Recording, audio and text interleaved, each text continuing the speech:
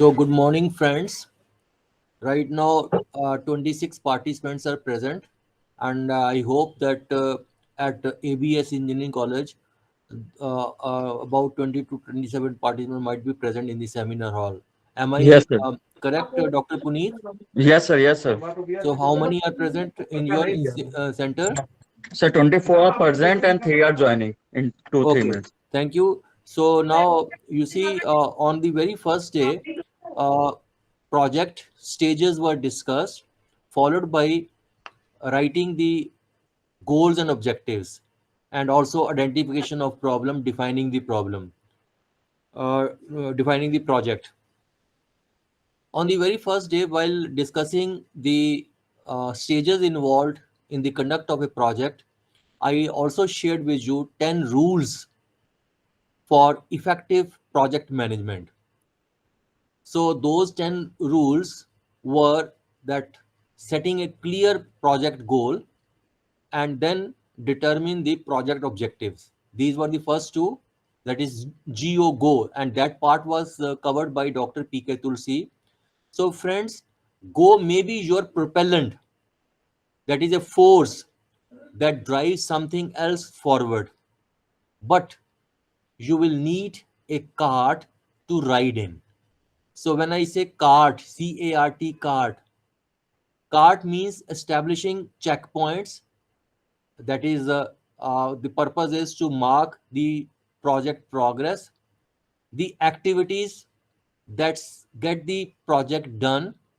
So CA, then R stands for relationships, that is the relationships amongst various activities, and T stands for time estimates. So CART means establishing checkpoints, writing activities, then establishing relationships amongst activities, and then time estimates. So in this particular session, I will be focusing on defining checkpoints and activities. So let me share my PPT.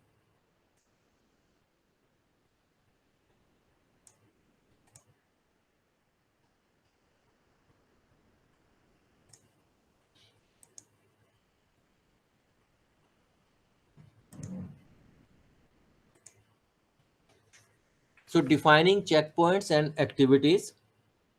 You see, goals and objectives are necessary. Okay, because otherwise you will not know in which direction you want to go, and how will you know when to slow down or speed things up, and how will you know how much time you will need. So it is necessary to add further details to the plan by defining checkpoints, activities, relationship among activities, time estimates of the activities. So this is a go kart, and then you need uh, a driver also. I told you that in order to get your project completed, you need a driver that is directing people individually and as a project team, then reinforcing the commitment and excitement, keeping everyone connected with project informed, building agreements that vitalize team members, empower yourself and others on project team, and encourage risk taking and creativity. So we have already covered the communication part, and today my colleague Mrs. Amandeep Kaur will be interacting with you on risk taking and creativity. And then we have also included the topic on motivating self and motivating others, and then also the role of teams. So now the question is, why? I told you that uh, checkpoints, you see, these are like the markers. You know that in ancient times, these were placed along a road to inform the travelers about the direction in which they are going. They are visible reminders of progress. So when you go from Chandigarh to Delhi, you might get number of you see milestones, like say Ambala, then Karnal, then Panipat, Sonipat. So these are the milestones. ये आपने देखे अभी भी हैं बहुत जगह right now. So agar मान लीजिए you are going to say Delhi, and somewhere you have noticed that you have got a milestone at Kurukshetra, okay, so आपको immediately पता चल जाएगा that you might have taken a wrong turn somewhere, okay, so that checks. So these are like the markers, and they are the visible reminder of progress. Checkpoints, you see, serve similar purposes in project planning and management by informing the project team whether they are going in the right direction and the extent of progress which is achieved by them. So, friends, checkpoints are both long term checkpoints and short term checkpoints. Now, coming to long term checkpoints, these are called as milestones, and these are used to measure actual versus planned progress on projects. And friends, these are visible and tangible measures of completion and convey to the project team whether the work is on the schedule, behind schedule or ahead of schedule. मैंने अभी आपको example दिया. For example, you are driving from Chandigarh to New Delhi. Some of the major milestones might be Ambala, Karnal, Panipat, Sonipat. So reaching these cities would indicate that you are getting closer to your final goal, that is your destination, Delhi. So reaching them would also indicate whether you are still on track. और अगर आपने miss कर लिया, so missing any one of them would mean that you had to make some adjustment. For example, if you found yourself in Kurukshetra on your trip to New Delhi, you would know you had made a wrong turn somewhere, but clearly you would like to know this before you got so far off the track. So the short-term checkpoints on your route to the goal are called events, and events are similar to milestones, but the difference is that events occur more frequently. So, a number of events lead up to a milestone, and say maybe three, four events. For example, you are going from Chandigarh to Delhi. You have identified milestones. One is Ambala, then Karnal, Panipat, Sonipat. Now, in between Chandigarh and Ambala, there might be certain small towns like Zirakpur, Derabasi, Lalru. Okay, so these occur very frequently. So a number of events lead up to a milestone and provide feedback on a more regular, ongoing basis concerning the direction as well as the progress of work. So events are useful at the operation level, okay, while milestone provide more of an overview. So checkpoints, you see, mark a specific instance in time, the accomplishment of, I would say, something. What carries you from one event to the next, then to your milestone, and eventually to achieving project objectives and project goals are called as activities. So, in defining a project, you want to identify activities as precisely and in as much detail as possible. Uh, do not overlook any activity necessary to complete the project, whether that activity is very, very small.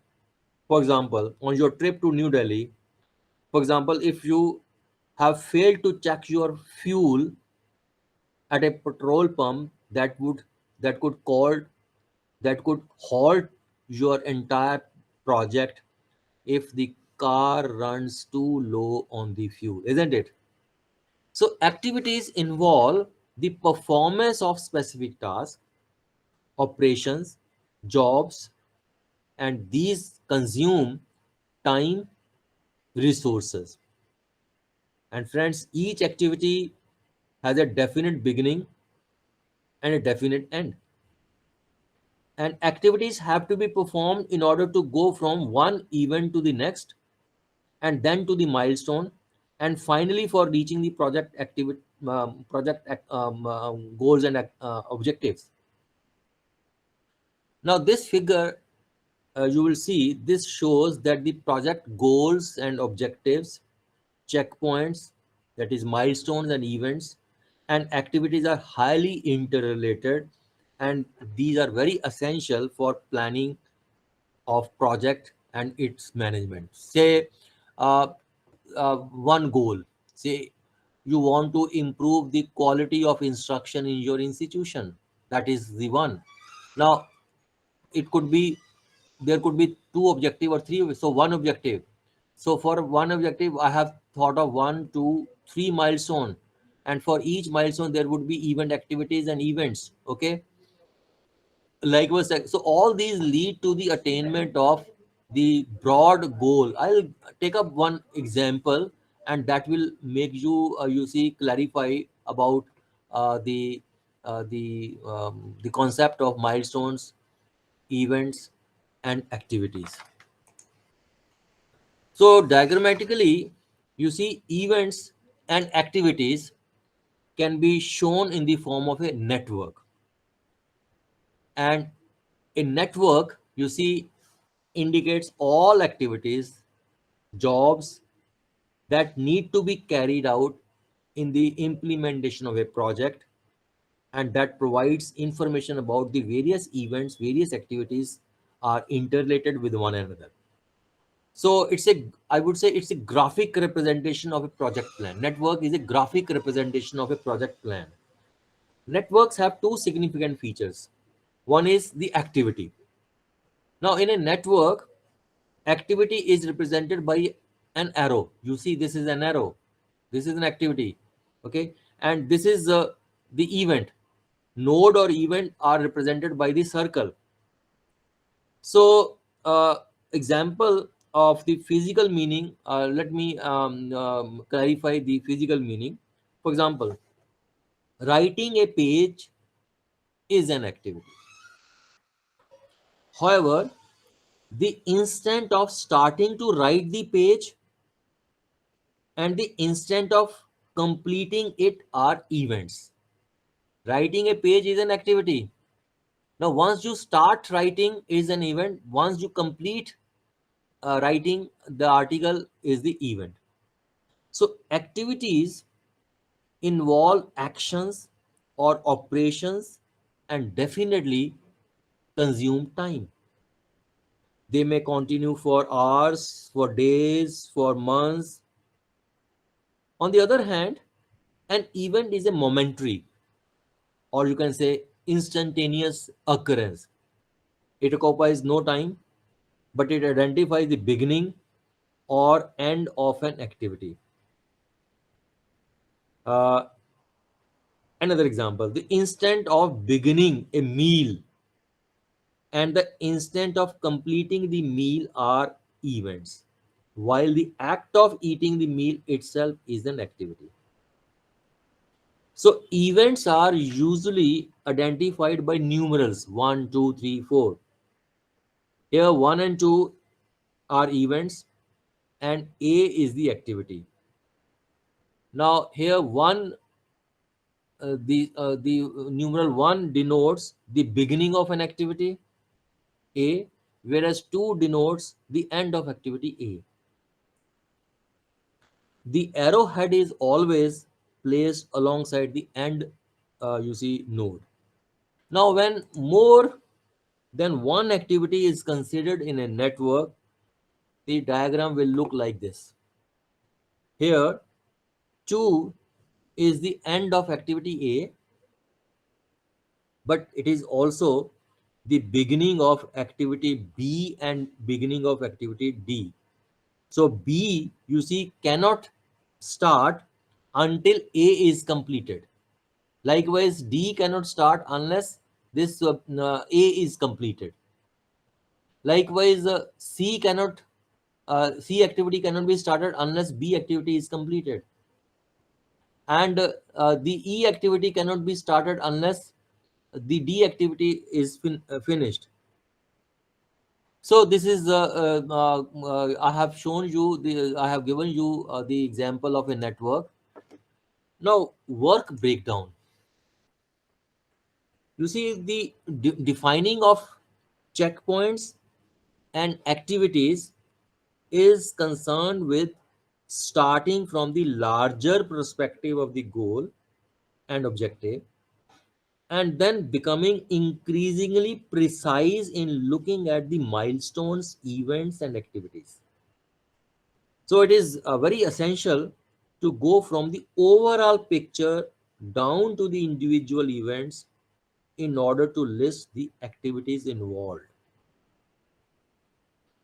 So what you are doing is working backward from the goal of the project to the first step that you have to take to get to that goal.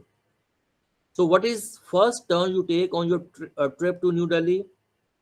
Which way do you go out of your driveway? So these are certain questions.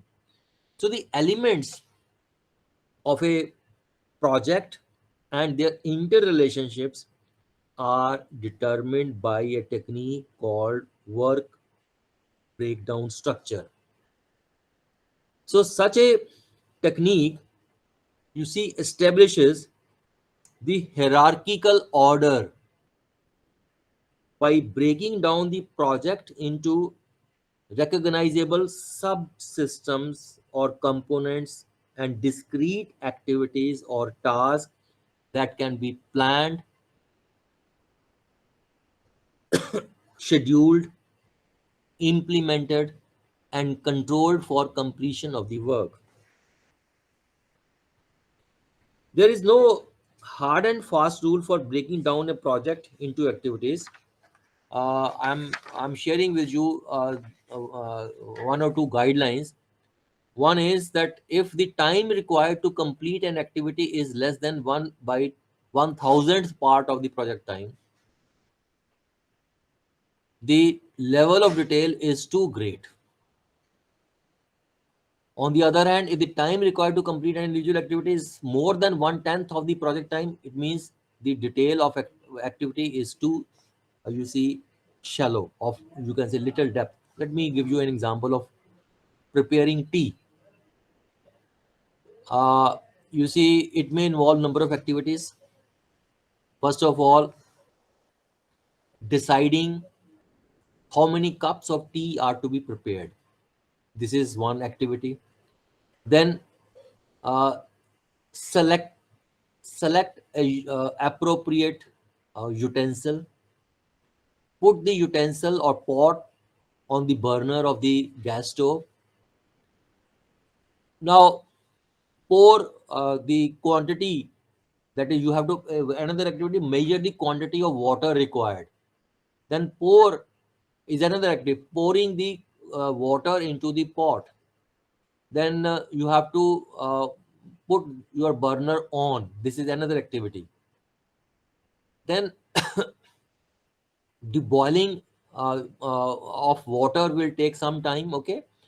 Then measure the quantity of tea required, measure the quantity of sugar required, measure the quantity of milk required. Okay. Then whether you are putting all these things together simultaneously or one by one, you have to decide, because some people put all the things together, some people put tea at the end, some people put you see milk at the end, and so it means there are so many activities involved. You see, as a novice, you want to prepare tea, you have not seen your mother or father making tea, so you have to tell that guy or each and every activity, all the details you have to tell. Second guideline is that if the planning or program is to be used by top management, maybe your HOD or seniors, details should be kept to a bare minimum. But if the planning is meant for use by the members of the project team, it must be prepared in great detail in order to allocate the work amongst individuals, schedule time, and to control the progress. Now coming to the cart, the R's um, uh, uh, uh, concept, that is the relationship amongst activities. So once you have a complete list of activities, okay, that make up a project, It means you are ready for the next step, that is determining the relationship amongst the activities. Now, certain activities may need to be performed before the other activities, but some activities can be performed simultaneously. So it means you are required to lay out the exact relationships among the activities. Now, activities are related to one another in the three ways. One is precedence. Now, in this type of relationship, an activity or activities must precede some other activity or activities. It means certain activity or activities must first be completed before the other activity or activities can be started. I have shown you in my previous network where more than one activity is involved. So, for example, identify, say, in case of the lecture plan, identify subject matter precedes sequence subject matter, and activities are to be started with an action verb. Okay, define or sequence, identify, measure, decide. Then the other is subsequence. In this type of relationship, an activity or activities succeed or follow some other activity or activities. For example, in case of faculty development program, the activity conduct program succeeds design program. It means you have to first design the program, and this conduct will not start unless the program has been designed. The third one is concurrence. So in this type of relationship, an activity or activities can be taken up concurrently, I mean to say simultaneously, with other activity or activities. For example, uh, for the development of audio visual center in your department, you can you see start two activities simultaneously. One is procure hardware, second is procure software. So these may be concurrent activities. Now, procure hardware may involve some other activities, sub activities. Procure software may require some certain other, but you can start simultaneously. So as such, uh, a project consists of many activities. Some are done in sequence, some are done in parallel. So definite interrelationship amongst interrelationship um, exist amongst various activities, and also consequently the events, because the circles are the events are represented by circle. The nodes 1 2 3, these are, and A B C D, these are the activities. Now here the project starts uh, with event 1, okay, and ends with event 5. The activities A and B start simultaneously from 1, and therefore they are parallel to each other. However, they may not end at the same time, remember. Okay, but they can start simultaneously. Activities C and uh, F, okay, can commence only when A is over. That is, C and F are dependent on B but independent of each other. D can only start when B and F are both completed. So hence you see D is dependent on both B and F. Likewise, C and D control E. That is, E cannot be started unless C and D activities are finished. So B has C and F as its successor activities, isn't it? And D has B and F as predecessor. दूसरे शब्दों में. So a project will begin with only one event and similarly end with only one event. So one of the first operation in network formation is the identification of activities which comprise the project. And once this is done, the next step would be to derive through logic the dependence among them. Now, the questions you can ask are, what is necessary order in which activities must be done? What is the logical flow of activities? And what do technological requirements and resource availability dictate about the flow of activity? You see, often you will find that there is more than one way to do the project. Determining the possible relationships among activity will help you identify effective ways or efficient ways to get the job done and plan for unexpected contingencies. Friends, getting the job done seldom depends upon doing things in one right way.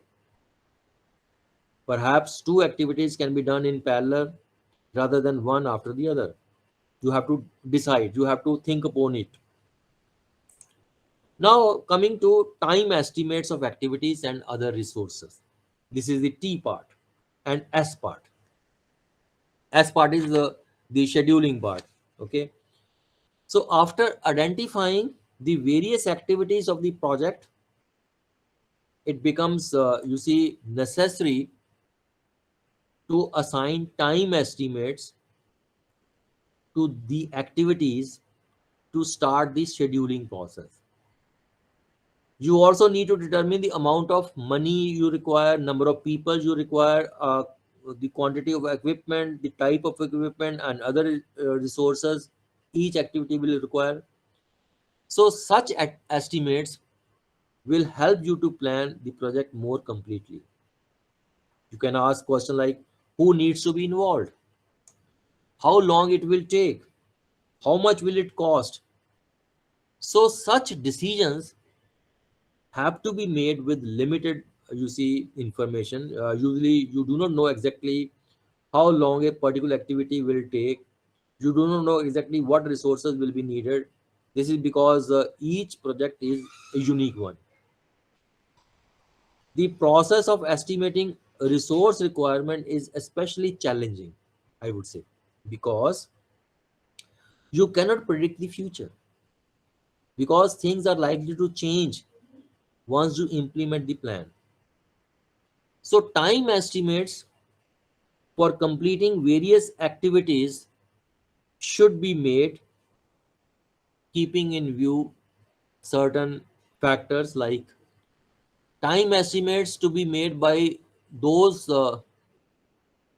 people who are very much familiar with the activities and who are also responsible for their execution. Other person cannot you see give the authentic information. They are those who are familiar with the activities they have to perform, and they are also made responsible. Second is, time estimates should be based upon normally available resources. कई बार जो resource ही availability it may take some time, तो उसके अनुसार. So also you can refer to past records, similar project someone has done, what requirement, how much time. So you can read the past records and also data that will help you in preparing time estimates more realistic. Now, for uncertain or you see unfamiliar activities, means the person is not familiar. The expected time estimates can be determined by using this formula. TE is the expected time of the activity. TO is the optimistic time estimate. Optimistic time estimate means shortest possible time for completing an activity. इसका मतलब क्या है? That everything proceeds as planned without any problem. This is optimistic time. Then TL, the most likely time estimate. ये क्या होता है? The time for completing the activity under normal condition, where some minor problems may occur. हो सकता है. And TP is the pessimistic time estimate. That is the maximum time required to complete an activity under abnormal or adverse conditions in which everything goes wrong. For example, if the optimistic time, most likely time, and pessimistic time estimates for the activity are 2, 3, and 6 days, respectively, then the estimate time for this activity would be determined by using this formula, and that would come out to be 3.3.3. So, to conclude, I would say that milestones and events give you a very useful way to plan and monitor your progress on your project. You can continually check to determine whether your project is on schedule. Another very important result that comes from having milestone events and activities that they help you to motivate yourself and motivate the team members who are on the project. कितना achieve हो गया, they will feel very happy. And so checkpoints, you see, serve as an essential form of feedback that helps project personnel stay committed and motivated. Now, for example, the project is improving instructional process. You will carry out the need analysis. Why this project you have identified? Because project identification involves need analysis. ये professor तुलसी ने आपको first day बताया होगा, ठीक है, when she took the session on identifying project and writing goals and objectives. So need analysis is to be carried out. So you have to write one paragraph. Then you need to write the goal. Goal could be for this project to improve the instructional process in Technical Institute A by providing instructional media facilities to teachers. You can also write down the objectives. Then you can describe the event, milestone, events, and activities. Now, for this particular project, the first milestone, instructional media procured, you have to write in past tense, because you see these are for this instruction milestone there are two events. Okay, just look at appropriate instructional media identified, appropriate instructional media procured. All these lead to the procurement of instruction media. And for appropriate instruction media identified, these are the activities. So activities are to begin with action verb, whereas milestones and events are to be written in past tense. So instructional media procured, for this there are two events. I told you that milestone जो है वो long term है, जो event है short term है. There could be 2 or 3 events for one milestone.